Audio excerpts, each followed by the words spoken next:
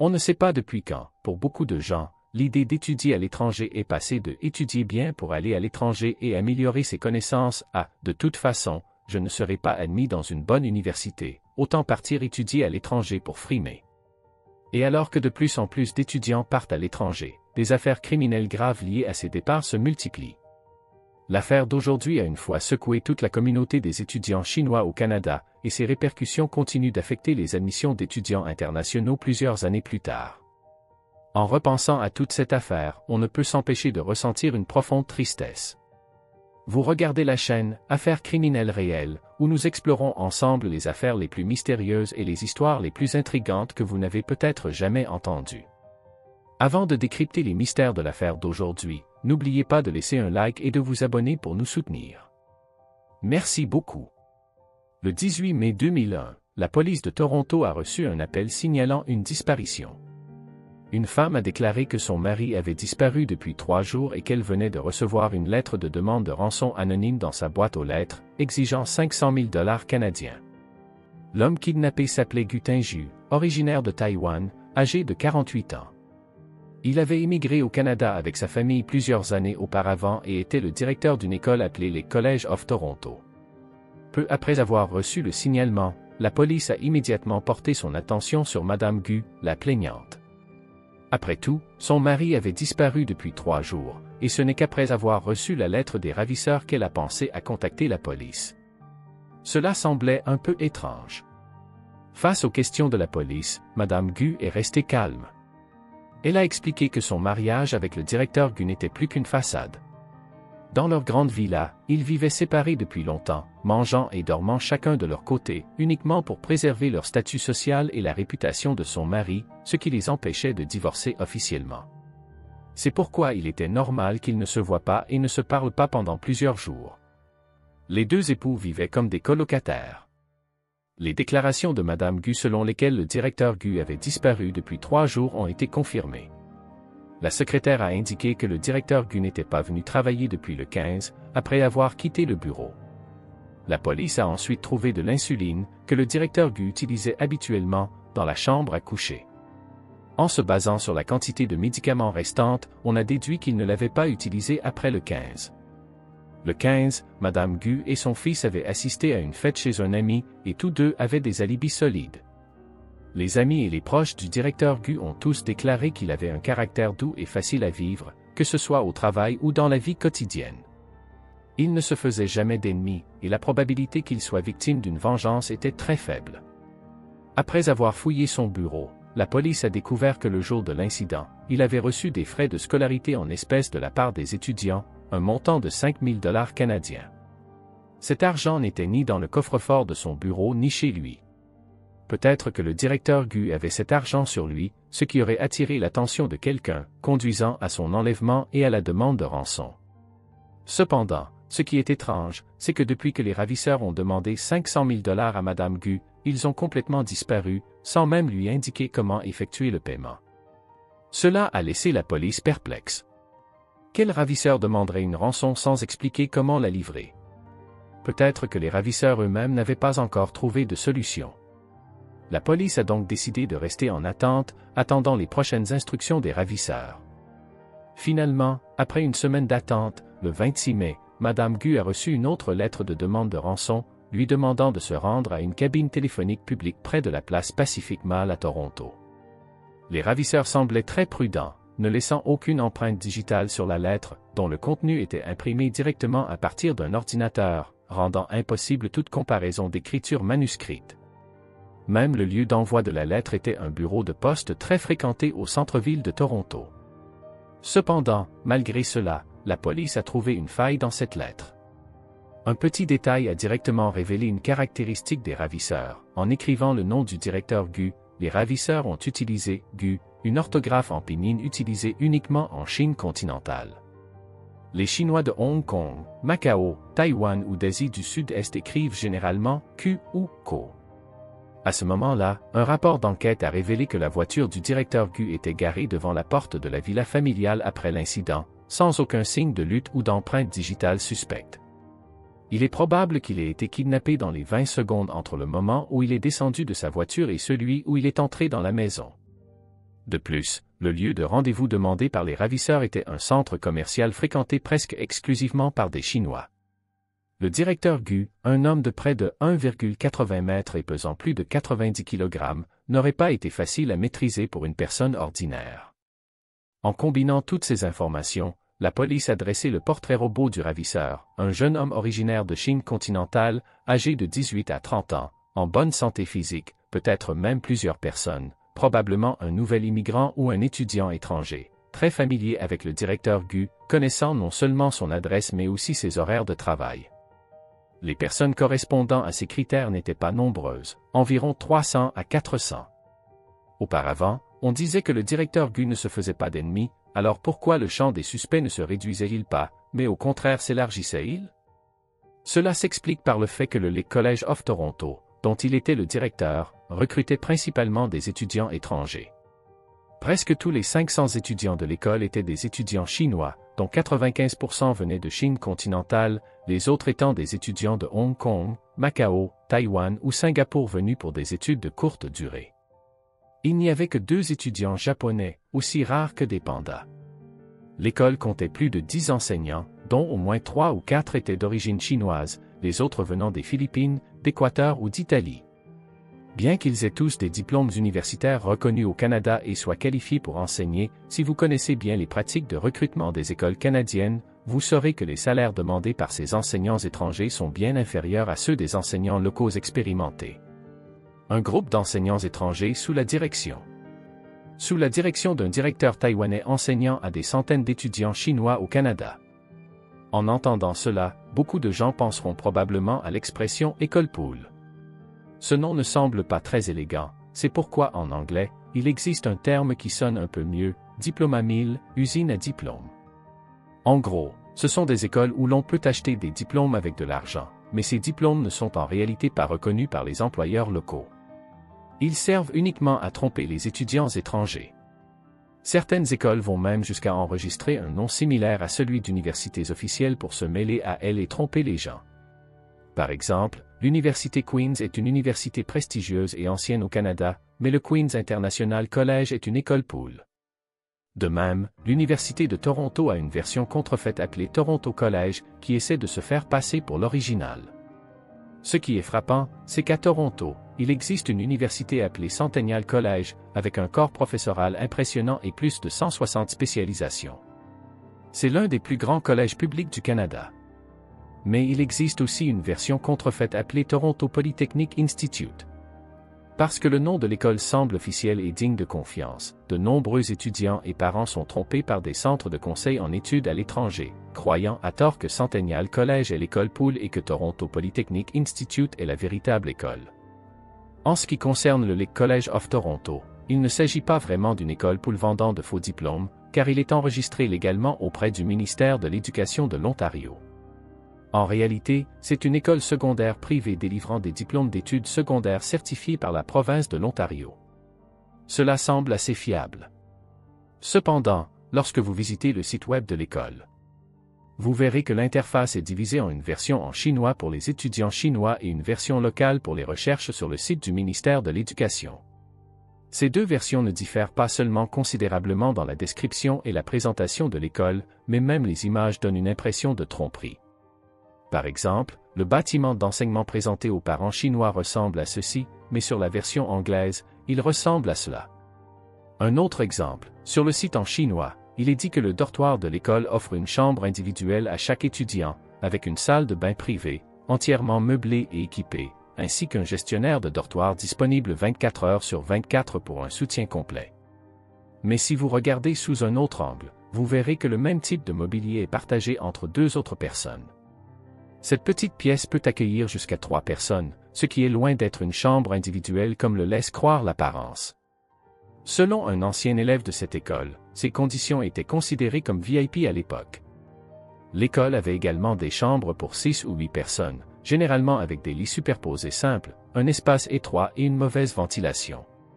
Ces conditions étaient non seulement pires que celles de nombreuses universités locales, mais même les dortoirs des lycées dans les villes de 2e et 3e rang étaient meilleurs.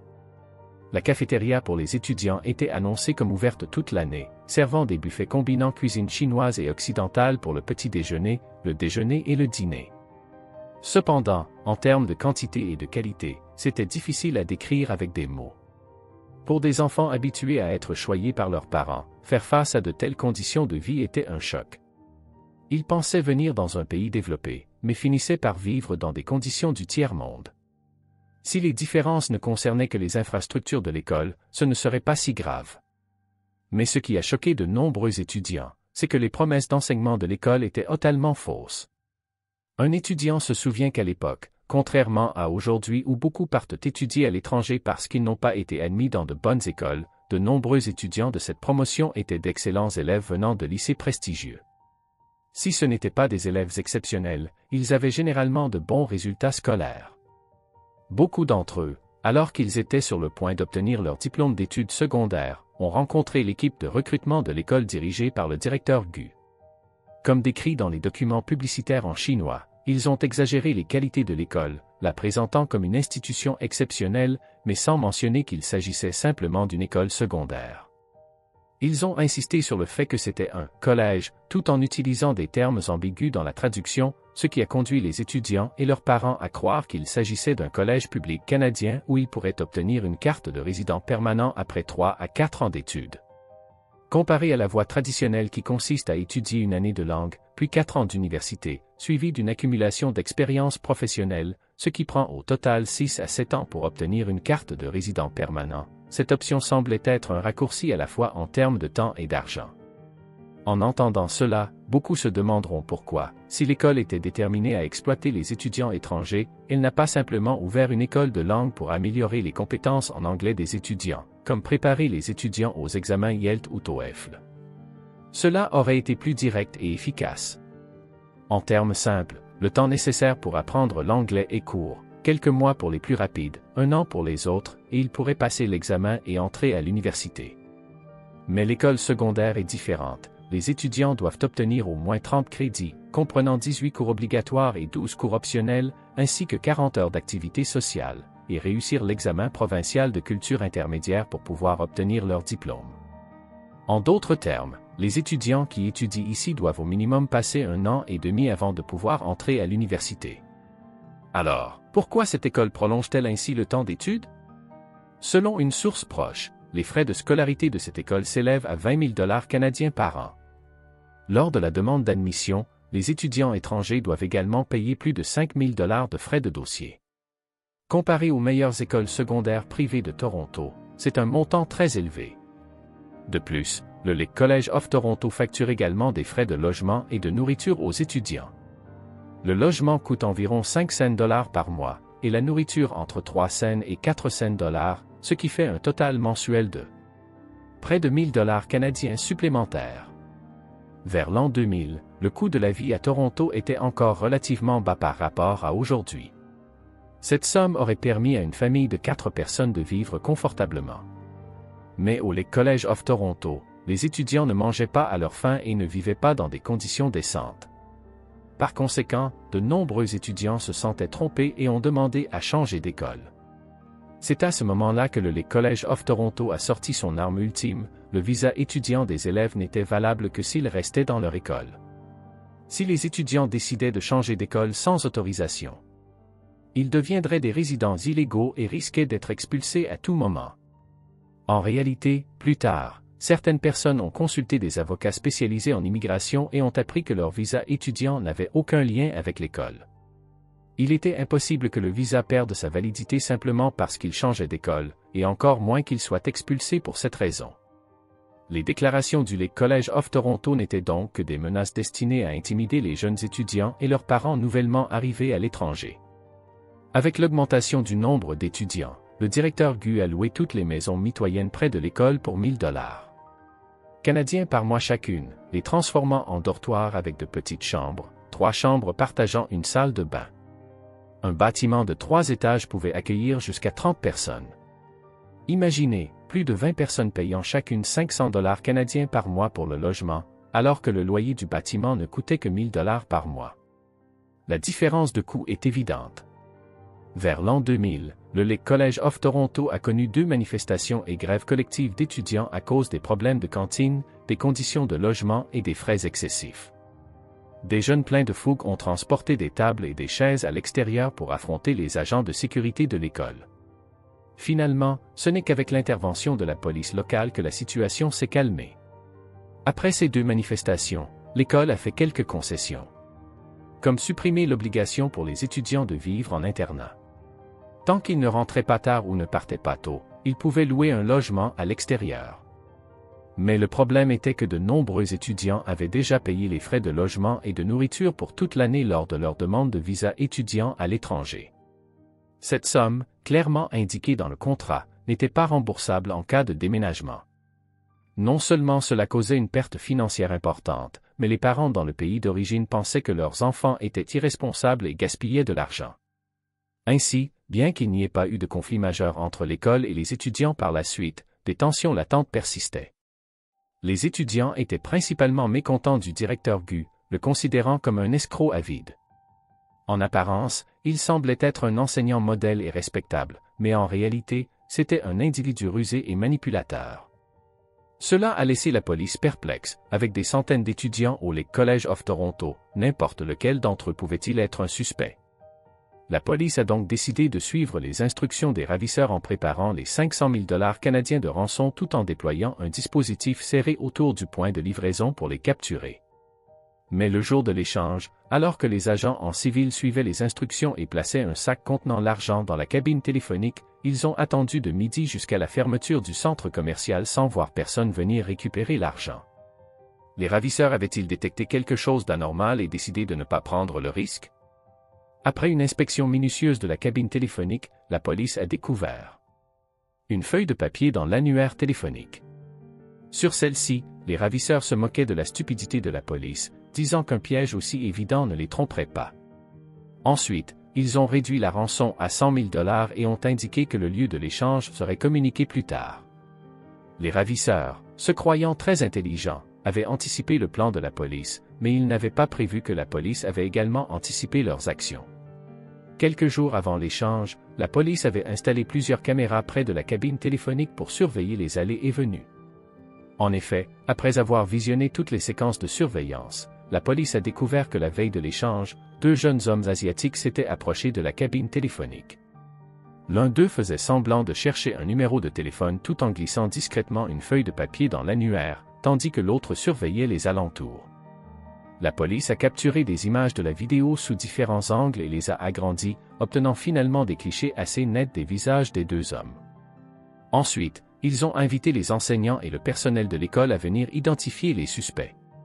Après plusieurs comparaisons, ils ont confirmé qu'il s'agissait de Zhang Ziyang, 19 ans, et Wang Feng, 20 ans.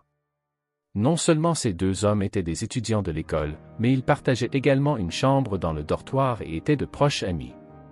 De plus, ils avaient tous 2 exprimé à plusieurs reprises leur mécontentement envers l'école et le directeur Gu. La raison principale était qu'ils voulaient récupérer un dépôt de 50 $ pour le logement, mais le directeur Gu avait refusé. Selon des rumeurs parmi les étudiants, Wang Feng avait servi 2 ans dans l'armée chinoise avant de venir à l'étranger. Bien qu'il ne soit pas de grande taille, il avait certaines compétences en combat et en évasion. Après avoir enquêté sur leur compte bancaire, la police a découvert que le jour suivant la disparition du directeur Gu, les 2 hommes avaient déposé 2 500 $ canadiens en espèces sur leurs comptes respectifs, ce qui correspondait exactement à la somme que le directeur Gu avait sur lui au moment de son enlèvement. Pour retrouver la trace du directeur Gu, la police a surveillé les 2 hommes 24 heures sur 24. Ils ont découvert qu'en dehors des cours, les 2 suspects restaient principalement dans leur dortoir, ne sortant que rarement. Leur vie ne différait en rien de celle des autres étudiants étrangers, et aucune trace du directeur Gu n'était visible. Après 3 jours de surveillance, la police a décidé d'envoyer une unité spéciale à l'aube du 19 mai pour arrêter les 2 suspects, tout en espérant sauver l'otage. Un étudiant qui a assisté à l'arrestation a raconté qu'à ce moment-là, plus d'une dizaine d'agents spéciaux, équipés de casques et de gilets pare-balles, ont attaqué simultanément depuis différentes positions de la maison, progressant pas à pas vers la chambre des suspects au 3e étage. Ils ont utilisé une masse pour enfoncer la porte et faire irruption. la scène était intense, semblable à un film d'action hollywoodien. Cependant, la situation que la police avait anticipée, une résistance violente des ravisseurs, voire une fusillade, ne s'est pas produite. Wang Feng et Zhang Ziyang, encore ensommeillés, ont été maîtrisés sans comprendre ce qui se passait. Dans leur chambre, de nombreux journaux rapportant l'enlèvement du directeur Gu étaient éparpillés, montrant qu'ils suivaient de près l'enquête. Cependant, la police a été déçue de ne trouver aucune trace du directeur Gu. Où était-il donc passé? Après avoir été interrogés, les deux hommes ont conduit la police dans une zone boisée à l'extérieur de la ville, où le corps gravement décomposé du directeur Gu a été retrouvé. Selon leurs aveux, ils avaient attaqué le directeur Gu par derrière devant sa maison, le rendant inconscient, puis l'avaient fourré dans le coffre de leur voiture. Leur plan initial était de le séquestrer dans une chambre d'hôtel, puis de demander une rançon à sa famille. Cependant, en ouvrant le coffre à l'hôtel, ils ont découvert que le directeur Gu était recroquevillé, sans vie. Paniqués, ils ont abandonné leur plan et ont conduit en rond toute la journée avant de trouver une forêt éloignée pour enterrer le corps. Les deux hommes ont admis qu'au départ, leur motivation n'était pas uniquement financière. Ils étaient mécontents des frais de scolarité élevés et de la faible valeur du diplôme offert par l'école. Ils voulaient se venger en kidnappant le directeur Gu et en extorquant de l'argent. Après avoir découvert sa mort, ils ont abandonné l'idée de demander une rançon et ont utilisé les lettres pour détourner l'attention de la police et gagner du temps pour fuir. Malgré leurs explications claires, la police restait sceptique, notamment à cause de la distance inhabituelle du lieu de l'enterrement. Le corps du directeur Gu, pesant plus de 90 kg, avait été transporté sur une longue distance dans une forêt dense, une tâche presque impossible pour deux jeunes hommes pesant environ 60 kg chacun. La police a donc suspecté la présence d'un ou deux complices supplémentaires. Cependant, Zhang Ziyang et Wang Feng ont insisté sur le fait qu'ils étaient seuls. De plus, en raison de l'état de décomposition avancé du corps, les experts médico-légaux n'ont pas pu déterminer la cause exacte du décès, qui pourrait être due à un étouffement dans le coffre ou à une crise diabétique non traitée. Après de longues négociations, Zhang Ziyang et Wang Feng ont plaidé coupables d'homicide involontaire au premier degré en 2001 et ont été condamnés à 20 ans de prison. Ironiquement, pendant leur incarcération, les deux hommes ont obtenu leur diplôme d'études secondaires de l'Ontario. Wang Feng a même terminé un programme universitaire à distance en informatique, tandis que Zhang Ziyang a obtenu un diplôme en finance et comptabilité. Ainsi, les objectifs éducatifs que le College of Toronto leur avait promis ont finalement été atteints, bien que derrière les barreaux et sans frais de scolarité. Selon les dossiers de libération conditionnelle, les deux hommes se sont comportés de manière exemplaire en prison, étudiant et travaillant avec diligence. Zhang Ziyang a même géré l'entrepôt de la prison, recevant un salaire et soutenant un enfant défavorisé par le biais d'une organisation caritative. Après 7 ans de prison, les autorités canadiennes ont déterminé qu'ils avaient payé leurs dettes à la société et les ont libérés sous condition. Étant citoyens chinois, ils ont été expulsés vers la Chine en 2008. Quant à la famille de la victime et au College of Toronto, selon des informations en ligne, l'école a été reprise par le fils du directeur Gu avant d'être vendue à un groupe éducatif indien quelques années plus tard. Aujourd'hui, elle fonctionne toujours comme une école privée enregistrée, proposant également des camps d'été pour étudiants internationaux. Après cet incident, le Canada et la Chine ont renforcé la régulation du marché des études à l'étranger, en redéfinissant notamment le terme « académie ». Les autorités ont exigé que seules les écoles figurant sur la liste des établissements d'éducation désignés du Canada puissent recruter des étudiants internationaux. Cette mesure, dans une certaine mesure, a permis de limiter la prolifération incontrôlée des « écoles poules ». En effet, comme le dit l'adage, derrière chaque réglementation qui semble superflue se cache une leçon tirée de douloureuses expériences. Ainsi, l'affaire d'aujourd'hui est désormais close.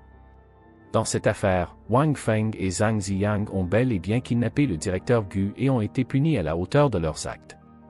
Mais, en y réfléchissant bien, ne peut-on pas dire que le directeur Gu avait lui aussi, d'une certaine manière, kidnappé des centaines d'étudiants en leur imposant des frais de logement, de nourriture, de scolarité exorbitants, ainsi que des dépôts de garantie et des visas d'études à des prix élevés?